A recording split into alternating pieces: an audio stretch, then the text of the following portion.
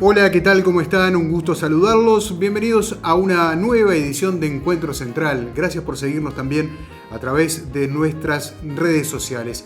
¿Cuál será el futuro y el presente de nuestros empleos? ¿Cómo a nivel mundial la tecnología impacta sobre nuestros trabajos? Dos proyectos que hablan del impacto de las nuevas tecnologías en los empleos del futuro. Héctor Castellano, en representación de los trabajadores de comercio y servicios, y Eduardo Burgos por los trabajadores de la industria, estarán compartiendo este trabajo aquí en Encuentro Central.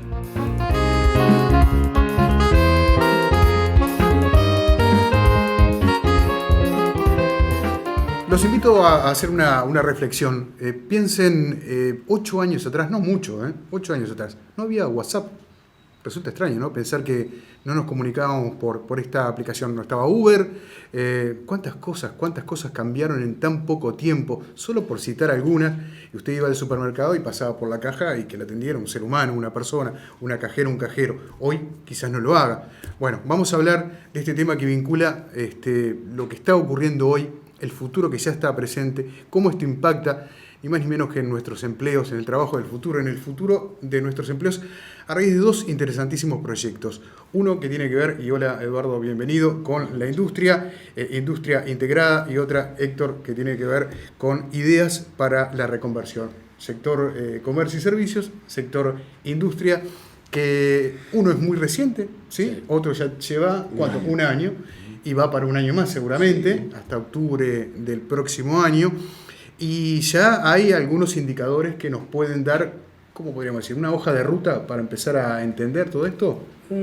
Poder entender de qué se trata las nuevas tecnologías aplicadas, bueno, en el caso nuestro a la industria, y cómo los trabajadores debemos pararnos ante el avance de la tecnología, no mirarla con miedo, sino conocerla y ver cuáles van a ser nuestras propuestas para apañar y que la única solución no sea el desplazamiento de la mano de obra, ¿no? Claro. Eso es lo que estamos viendo ahora. En el arranque, Eduardo, yo puse algunos ejemplos y opté por temas de aplicaciones, de servicios. Sí, claro. Pero en la industria... En la industria es, en realidad, si bien Uruguay está un poco alejado de lo que son los procesos industriales a nivel mundial, está llegando las nuevas tecnologías. Fíjate que, por ejemplo, en Japón, cada 2 puestos de trabajo, 1 es un robot.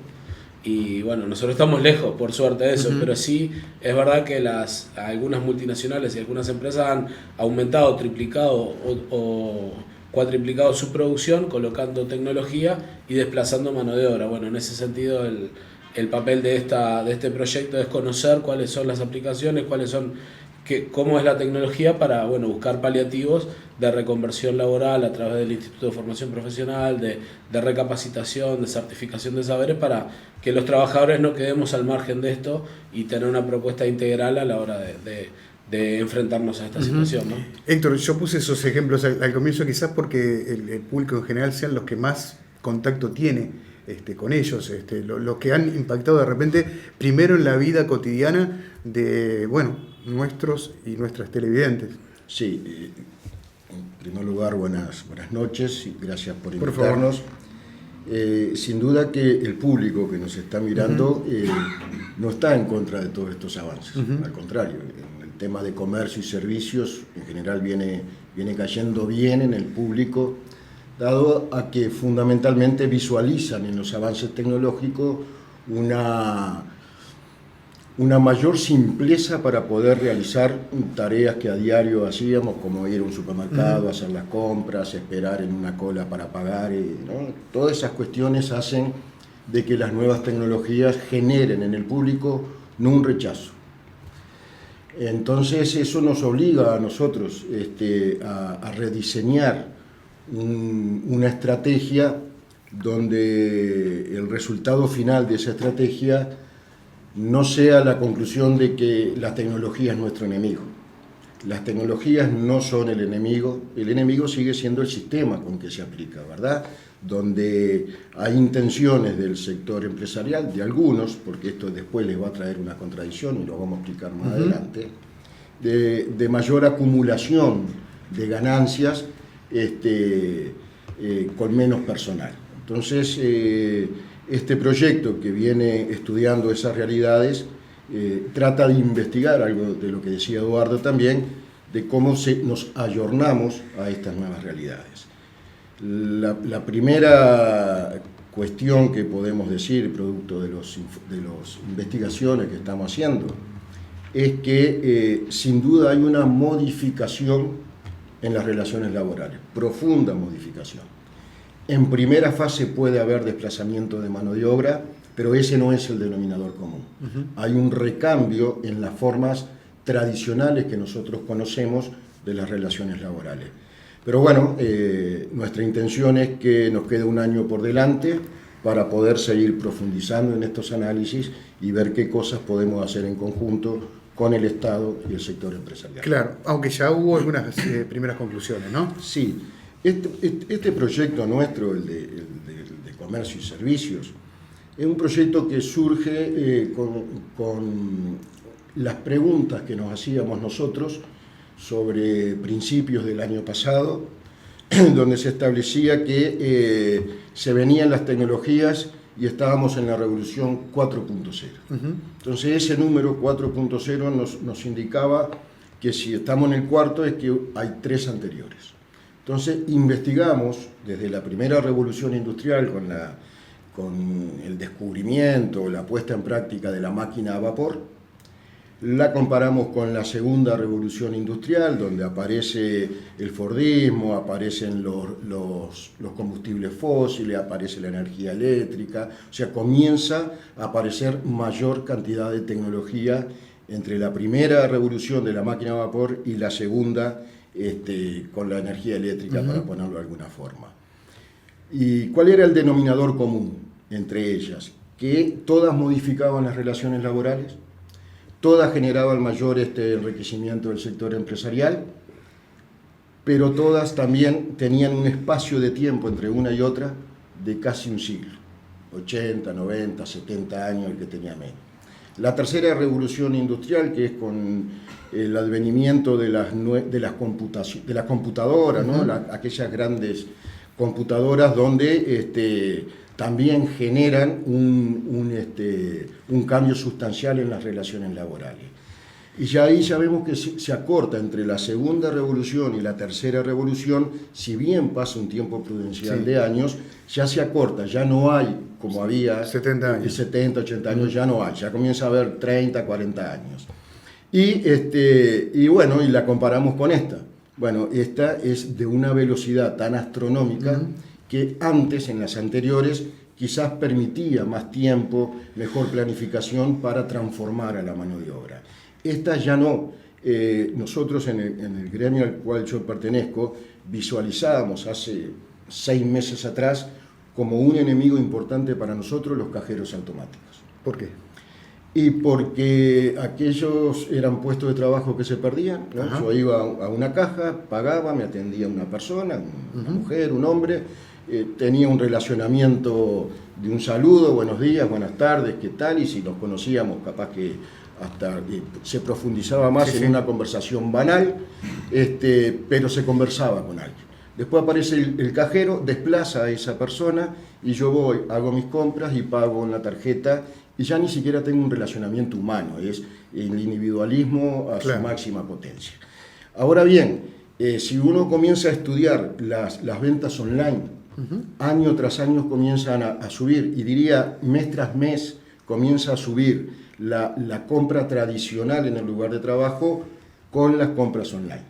¿Qué porcentaje es hoy, por ejemplo? Por ejemplo, en las multilatinas, para no hablar de las grandes corporaciones, las que se mueven en Latinoamérica, y cerraron el año 2018 con un 60% de sus ventas tradicional y un 40% online. Quiere decir que ya ni siquiera fueron a un comercio a pagarle a un cajero automático lo que compraron. Lo hicieron a través de un teléfono, de una aplicación, pagaron con su tarjeta de crédito a través del teléfono y ya ese cajero automático en ese lugar quedó obsoleto. Claro, cabe aclarar que cuando Héctor está hablando de cajero automático no está haciendo referencia al expendedor de billetes de un banco, sino al que nos cobra. Exactamente, en un supermercado, en algún tipo de comercio. Eduardo, y en la industria, ¿dónde están los principales impactos? Y básicamente, por ejemplo, tenés empresas de punta como es UPM, en la industria del papel, que bueno, que tuvimos la suerte a través de este proyecto de visitar el sistema de producción y realmente vos recorres una planta que es enorme y no tenés trabajadores. O sea, los trabajadores todo se produce remotamente.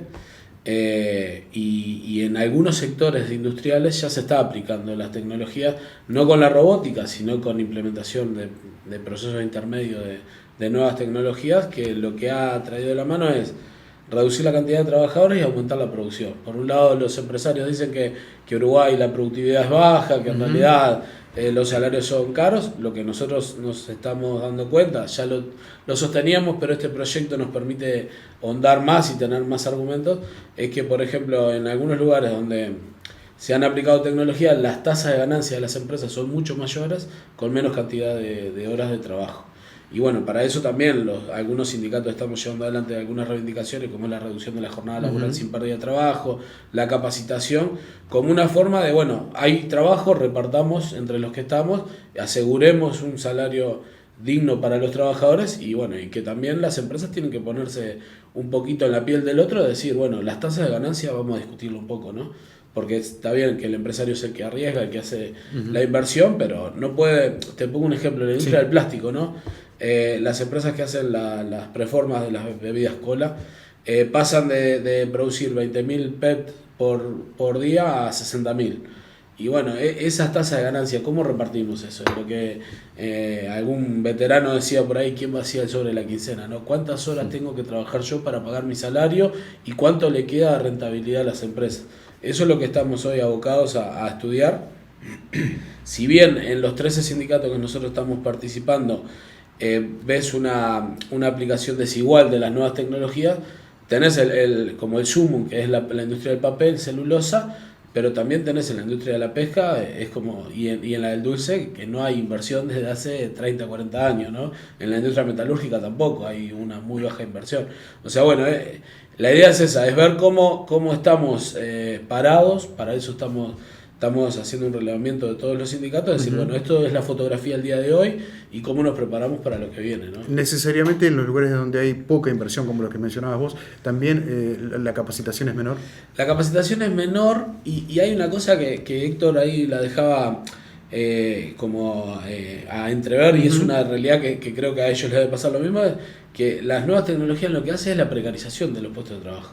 Porque, bueno, primero que nos intentaron vender el mundo del emprendedurismo, de que sos dueño de tu libertad y por eso tenés que dar pedal a una bicicleta. Eso pasa también en la industria, que lo que hacen es desplazar a los terciarizados. Por ejemplo, los primeros puestos de trabajo que se pierden en la industria cuando se aplica tecnología son los terciarizados, en aquellos lugares que hay organizaciones sindicales fuertes. El otro día nos decía un compañero de la CNMQ, de los metalúrgicos de Brasil, que estuvo en Alemania, conociendo las empresas que hacen máquinas de la industria 4.0. Y los trabajadores alemanes le decían, no, nosotros estamos desarrollando para aumentar la producción. Y él le decía, ¿y cuál es el límite de las nuevas tecnologías? Y dice, la legislación. Mientras que la legislación lo autorice, ellos están dispuestos. ¿Y cómo contrarrestas eso? En los lugares que hay sindicatos fuertes, nosotros tenemos que negociar con las organizaciones, no es que pongo una máquina y saco, o sea, por eso también el papel del PIT-CNT a través de los proyectos y los sindicatos de estar fuerte, de saber de qué estamos hablando para, tener un momento de diálogo con la Cámara Empresarial, decir, vas a aplicar una máquina, ¿cómo nos paramos? ¿Reconvertimos? ¿Aplicamos capacitación? O sea, la certificación de saberes. Tenemos tareas que se hacen año tras año y que nadie las puede comprobar.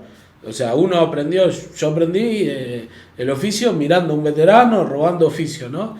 Eso ya no corre, porque ahora los procesos productivos, ya las máquinas vienen, te cortan, te miden, te estiban muchas veces.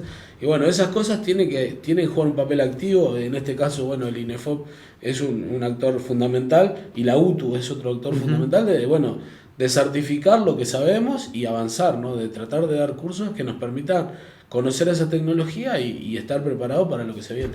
Eduardo estaba mencionando Alemania, me parece que es un tema en el cual tenemos que ahondar como un ejemplo de lo que está ocurriendo hoy en Europa, también hablar de América Latina, que está pasando con estos avances de la tecnología acá en la región, y también ver qué pasa con Estados Unidos. Pero antes de eso, quería preguntarte si una mayor productividad tiene que estar sí o sí atada a una mejor calidad de vida para los trabajadores.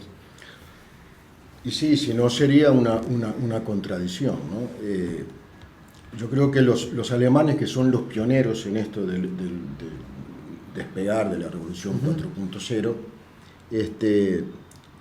yo creo que son los que mejor la están aplicando, en el sentido de que están tratando de controlar una contradicción, que sería esta: si yo, como bien decía Eduardo, tengo la posibilidad de producir más y mejor, en desmedro de precarización de mano de obra, en desmedro de desplazamiento de mano de obra, yo voy a construir más a lo que me dedique, pero voy a tener menos consumidores.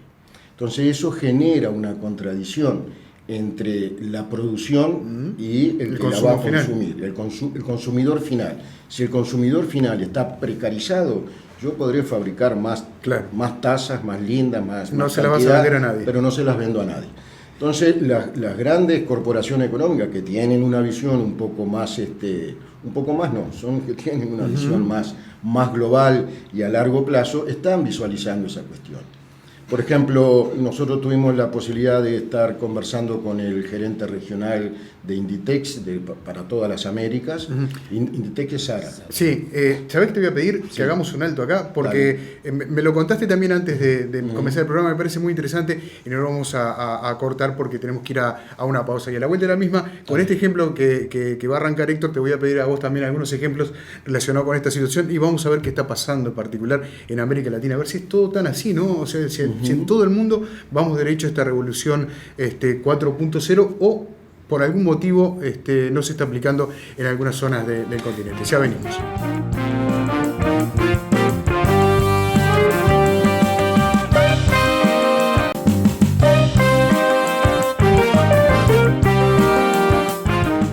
Seguimos adelante aquí en Encuentro Central. Estos dos señores que están esta noche aquí compartiendo un café con nosotros, junto a un equipo, porque no están solos, pero están pensando en el trabajo del futuro, están pensando en el empleo, en su empleo, en qué va a pasar en no mucho tiempo, en poco tiempo realmente, porque cuando hablamos de futuro quizás nos imaginamos, bueno, cuántos años. Esto es casi que el día a día. Héctor iba a poner un ejemplo que yo te lo corté antes de ir a la pausa porque me parece sumamente interesante. Tú comentabas que te habías reunido con la gente de Inditex, Zara. Zara, allá van para conocimiento de la gente. Zara, las tiendas Zara, de capitales españoles, su casa matriz está en España, pero está instalada en casi todo el mundo. Tuvimos la oportunidad de reunirnos con él en Panamá en una actividad que hicimos con UNI, que es la Organización Sindical del Comercio y Servicio a nivel mundial.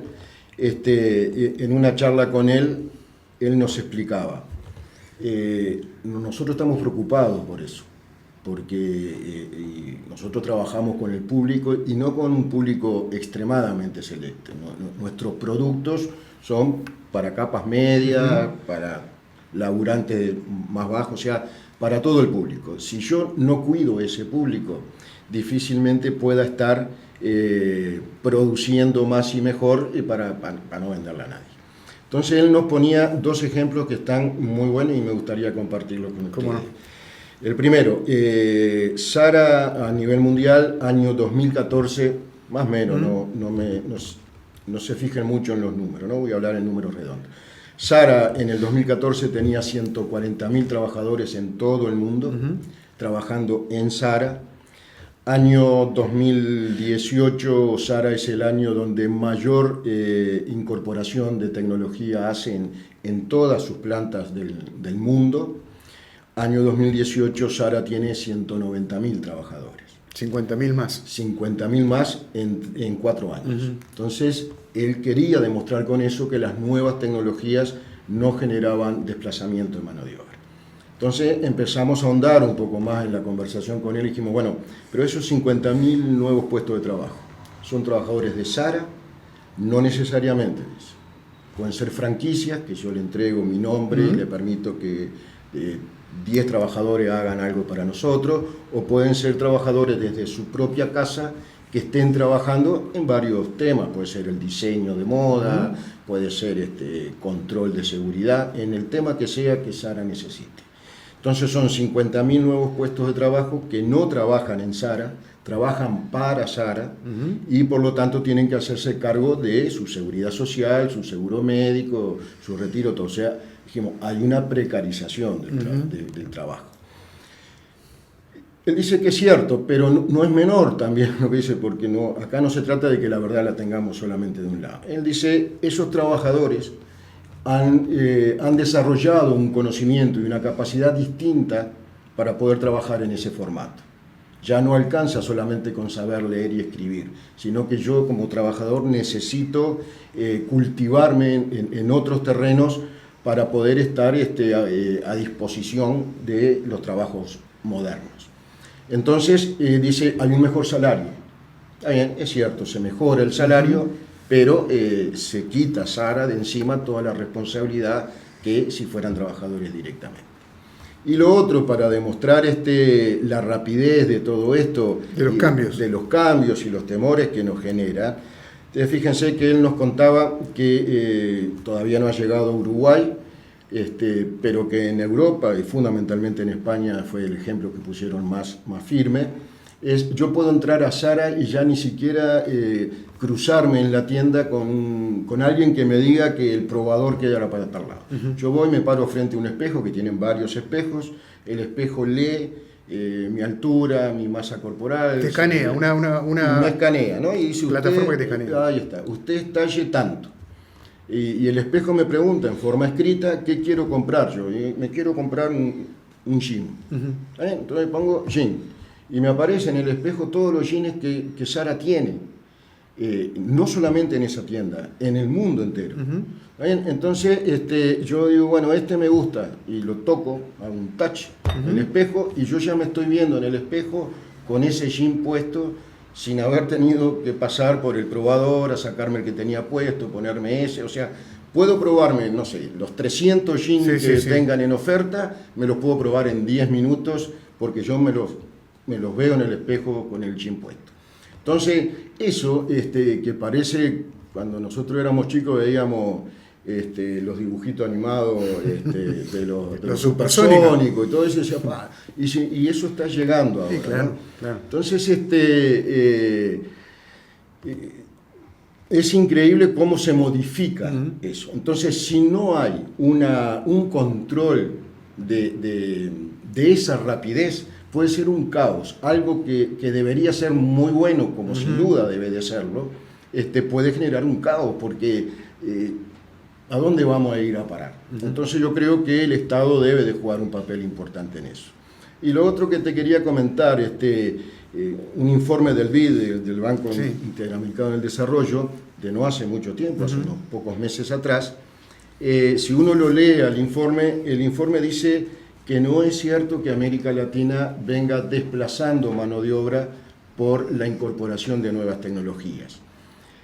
En primer lugar, porque la mano de obra todavía sigue siendo barata en América Latina, ¿no? A un empresario le resulta más barato pagar un sueldo que invertir en tecnología que sale mucho dinero. Entonces, no es cierto decir de que desplaza, ¿no? Está habiendo todavía una mantención de eso.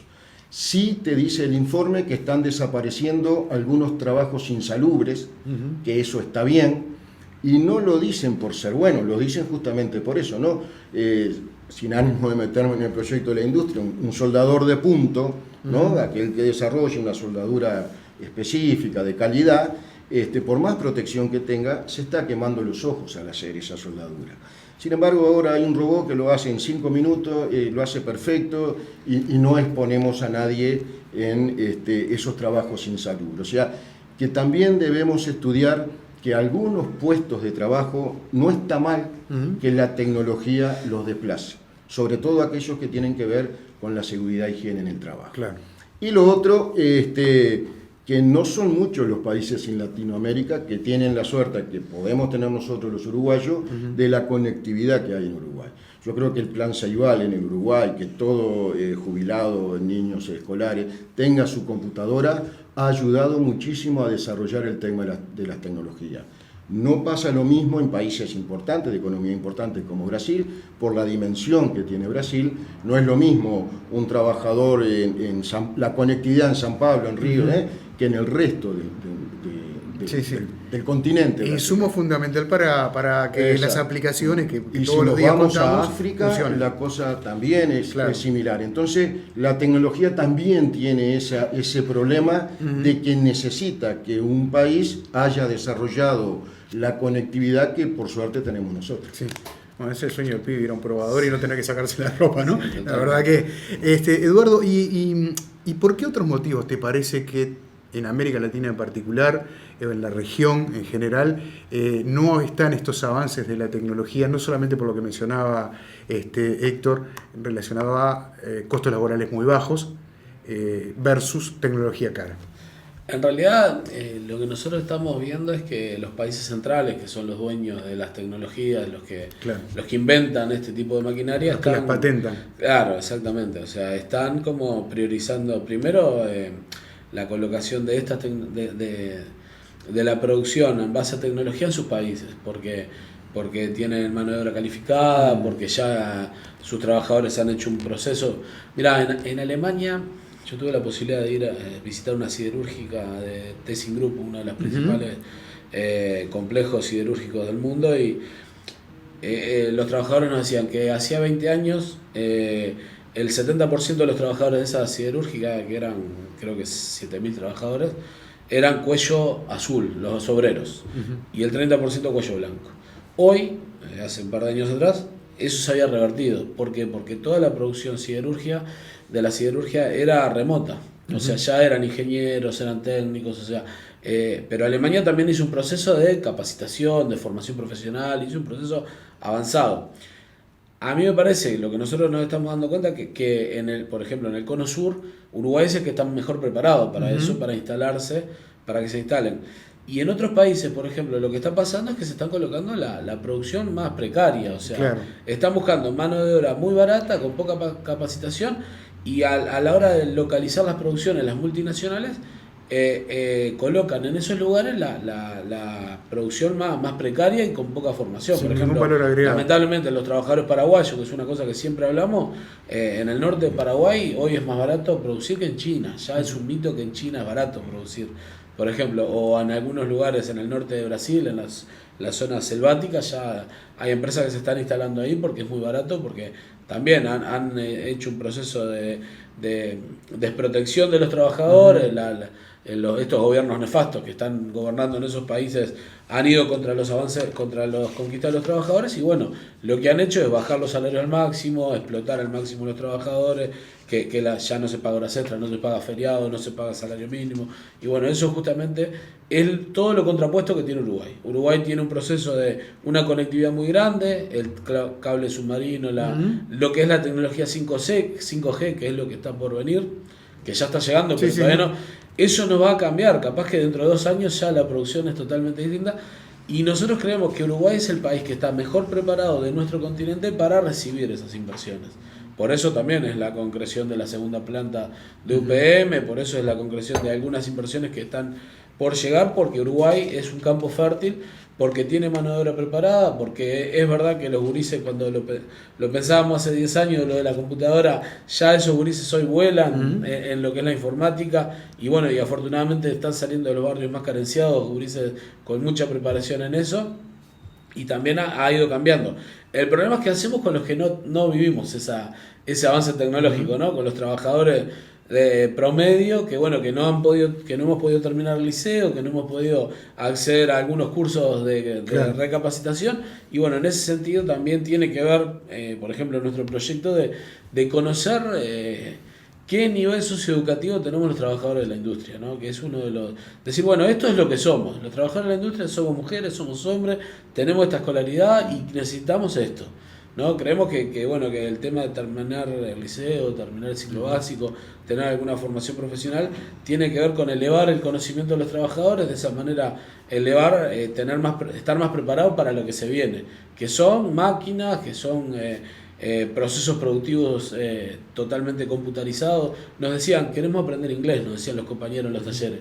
Y sí, es verdad, hoy afortunadamente los gurises manejan el inglés, pero nosotros no. Claro. Y eso también es una barrera a la hora de enfrentarse a una máquina, ¿no? Sí. Qué interesante que para la aplicación de estas nuevas tecnologías uno llega a la conclusión de que trabajadores fuertes, con sindicatos fuertes, que lleven adelante capacitación, con empresarios que también se la jueguen a la inversión y a trazar también estas líneas de alguna manera para ver qué nos depara el futuro, y un Estado que esté vigilante a todo esto, es una buena combinación.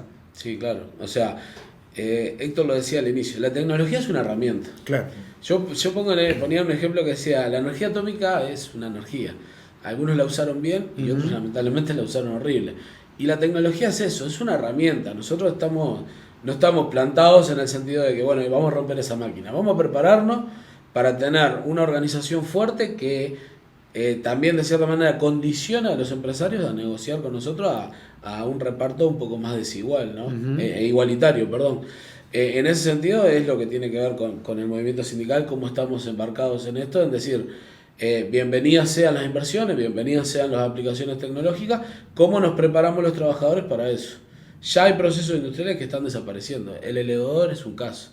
O sea, ya no se carga con a extracción a sangre, ¿no? Y bienvenido sea ese tipo de inversiones. Pero no puede ser, no puede haber avance tecnológico sin el ser humano. En eso me parece que todo el mundo habla del futuro del trabajo y nosotros entendimos que el futuro del trabajo es con los trabajadores. Y como que era una pata que estaba bastante ausente, por eso también los compañeros de FUESI lanzaron el proyecto, nosotros hicimos un proyecto medio espejo a la experiencia de ellos, decir, bueno, hoy la voz de los trabajadores, ¿dónde está para esto? Habla solo el gobierno, hablan las cámaras empresariales y nosotros, y bueno, y en eso es lo que estamos a ver. Porque hay que decir, Héctor, que lo que estaba mencionando Eduardo, es que hay también un proyecto espejo a nivel de la Cámara de Comercio y Servicios y un proyecto espejo de la Cámara de Industria. Sí, ¿Hay contacto? Sí, en el sectorial. Quizás deberíamos tener más contacto, pero los hay. No, pero si tú me permitís, Sena, que Eduardo decía algo que no es menor, y yo me imagino hablar de eso acá en Uruguay, nos matarían al movimiento sindical. Eduardo hablaba de Alemania, ¿no? De los sindicatos fuertes. En Alemania está asimilado, pero no desde ahora, desde hace muchos años, que empresas de gran porte, el sindicato integra el directorio de la empresa. Al principio nosotros teníamos resquemores con eso, una actitud reformista, somos parte, pero no. No, hoy con esto es fundamental la participación del sindicato en el directorio de la empresa. ¿Por qué? Porque permite, en primer lugar, acceso a la información, no sé si toda, pero en gran medida para poder desarrollar políticas de reconversión. Entonces, yo me imagino que si nosotros vamos, en el marco de los consejos salarios, a plantearle a la Cámara Nacional de Comercio o a la Cámara de Industria que queremos formar parte en las empresas de gran porte de la dirección de la empresa, nos van a tratar de que somos de Jurassic Park, ¿no? Que nos quedamos en la época del 1800. Con respecto a la Cámara de Comercio, sí, Dame un segundo, sí, vamos a la pausa, después me contás de esta bomba que acabas de tirar, de poner sobre la mesa en un año electoral, además, ni más ni menos, y seguimos hablando con estos amigos que nos visitan en la noche de hoy.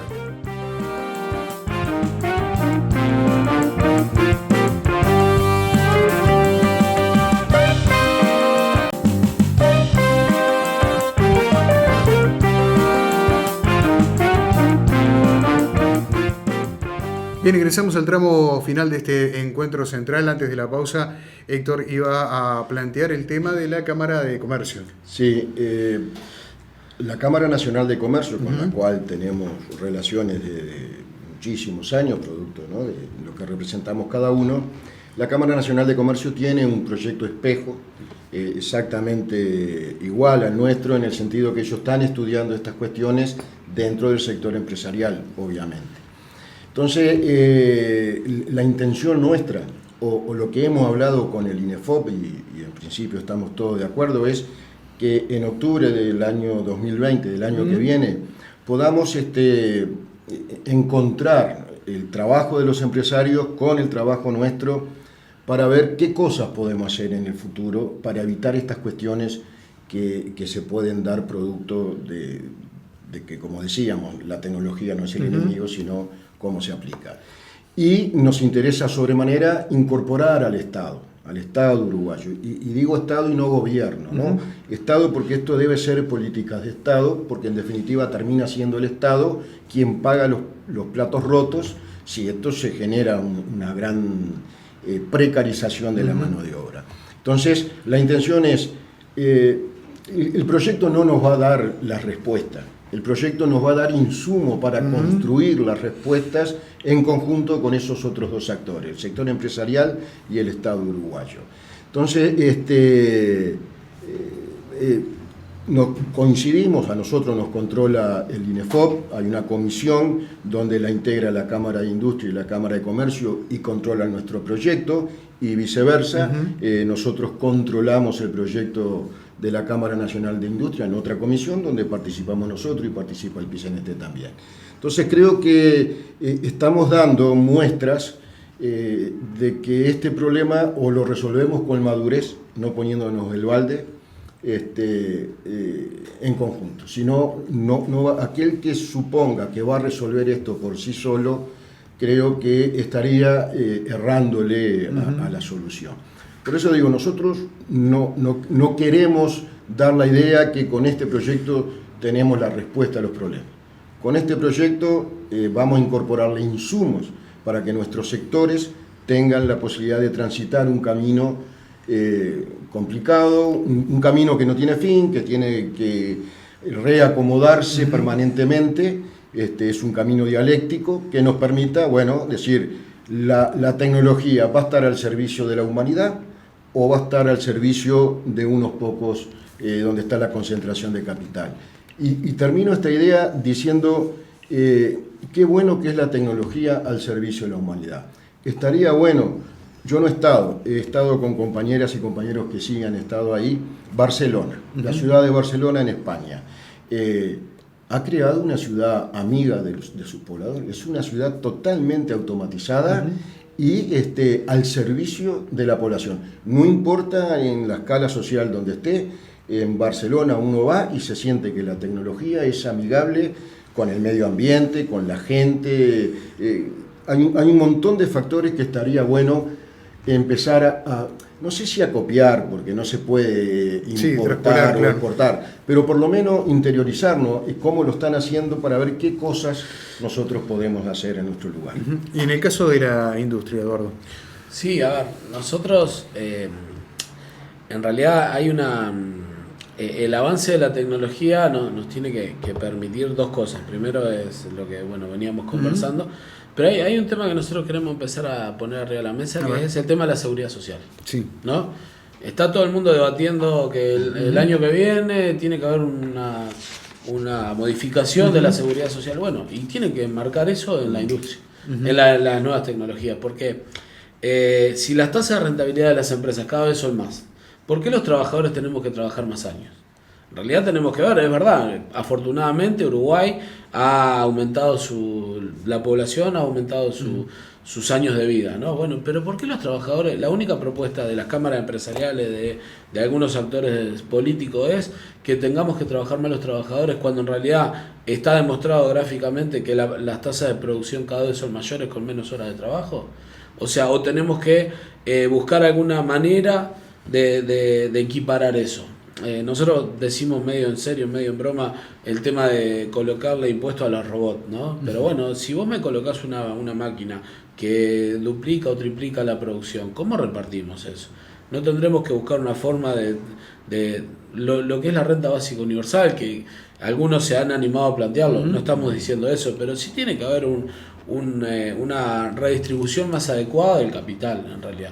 Lo que los trabajadores tenemos que poner a discusión y someterlo a la crítica es cuáles son las tasas de ganancia de las empresas. Ninguna empresa es verdad que va a invertir si no tiene una tasa de ganancia adecuada. Pero ¿hasta cuándo es lo adecuado? ¿Vamos a seguir fomentando la acumulación de capital donde cada vez hay personas, miles de personas en el mundo que pasan hambre? Cuando en realidad el caso de Argentina, por ejemplo, ¿no? Produce para 400 millones de personas alimentos y hay 15 millones de personas que están por debajo de la línea de pobreza. O sea, ¿eso es los modelos? No, los modelos son otros. Para nosotros el movimiento sindical tiene que haber una discusión con respecto a eso y bueno, y bienvenida sea la tecnología, pero también que sea bienvenida este tipo de discusiones donde entendamos los trabajadores que la tecnología viene porque los que la compran para eso, para aumentar las tasas de ganancia, pero que también los trabajadores somos actores parte lo que decía Héctor, está bien que en los servicios se apliquen nuevas tecnologías, pero ¿quién va a comprar eso? ¿No? Y bueno, eso tiene que ver con toda esta lógica que estamos planteando, ¿no? ¿Y es momento también de poner sobre la mesa la discusión de las categorías laborales? Sí, mira, dos cosas. Una es el tema de la evaluación de tareas. Nuestro movimiento sindical, lamentablemente, hay solamente 3 sectores de todos los sectores de actividad que tenemos que tienen evaluación de tareas. Algunos ya aplicadas y otros todavía no se han aplicado. Nosotros planteamos que en el proyecto que tiene que haber un manual para que los distintos sindicatos, las distintas ramas de actividad, tengamos un manual de cómo empezar a discutir la evaluación de tareas, y en ese sentido es parte de este proyecto conocer las diferentes categorías por ejemplo, las principales ramas de los sindicatos para generar una evaluación con respecto a eso, pero también entendemos que tenemos que ir a menos sindicatos con más cantidad de afiliados. Uno de los objetivos de este proyecto es la conformación de una confederación de sindicatos de la industria. Nosotros creemos que los sindicatos industriales en Uruguay, por dado de que Uruguay no es un país altamente industrializado, lamentablemente, tenemos que empezar a juntarnos porque los modelos de producción son similares, porque en realidad hoy las multinacionales están abarcando los distintos eslabones de la cadena de producción, y bueno, uno de los objetivos que tenemos y que lo venimos hablando y es de buena recepción de los compañeros y las compañeras en los distintos talleres, es buscar la forma de que el año que viene, que los trabajadores vamos a dar una pelea para que los consejos de salario sigan como están y que no vamos a permitir de que nadie se anime a tocar el formato de los consejos de salario. Digo esto porque también está hoy en tela de juicio. Algunos actores se han animado a plantear otro tipo de formato. Sepan ellos que se van a enfrentar con la clase obrera organizada defendiendo eso. El año que viene, en junio, la mayoría de los sindicatos de la industria negociamos colectivamente. Y bueno, en eso tiene que ver mucho de generar acciones en común que nos permita tener una fortaleza mayor. Eso se llama Confederación de Sindicatos Industriales o el nombre que le querramos poner, pero es plataformas en común, acciones en común, solidaridad entre los distintos gremios a la hora de abordar un conflicto. Y bueno, en eso el proyecto también está escrito y es uno de los ejes principales de trabajo de que cada vez seamos menos sindicatos y con más cantidad de afiliados, que tengamos un paraguas más grande para cobijarnos. Héctor, también cuando uno habla de las aplicaciones, de estos servicios nuevos, siempre llega a la misma conclusión, ¿no? O sea, estamos dejando gran parte de nuestra vida generando hacia las empresas un manejo de datos muy importante, ¿no? Damos nuestro nombre, número de documento, tarjeta de crédito, en fin, una cantidad de datos. Los famosos algoritmos después se encargan, ahí va, de barajar y proveernos, de acuerdo a quien utilice esa materia prima, de la información necesaria para vendernos alguna que otra cosa, ¿no? Lo estoy simplificando porque tenemos poco tiempo, pero algo de eso también está en juego, ¿no? Sí, sin duda. Hay un libro que se presentó hace poco acá en Uruguay que se llama El jefe se tomó el buque, ahora conducen los algoritmos. Y sí, los algoritmos son, si uno va al diccionario, te dice que el algoritmo es una ecuación matemática, pero el algoritmo aplicado en las relaciones laborales implica un perfil de qué trabajador o trabajadora yo voy a necesitar para la empresa que yo tengo. Y obviamente ahí le saco un montón de preguntas,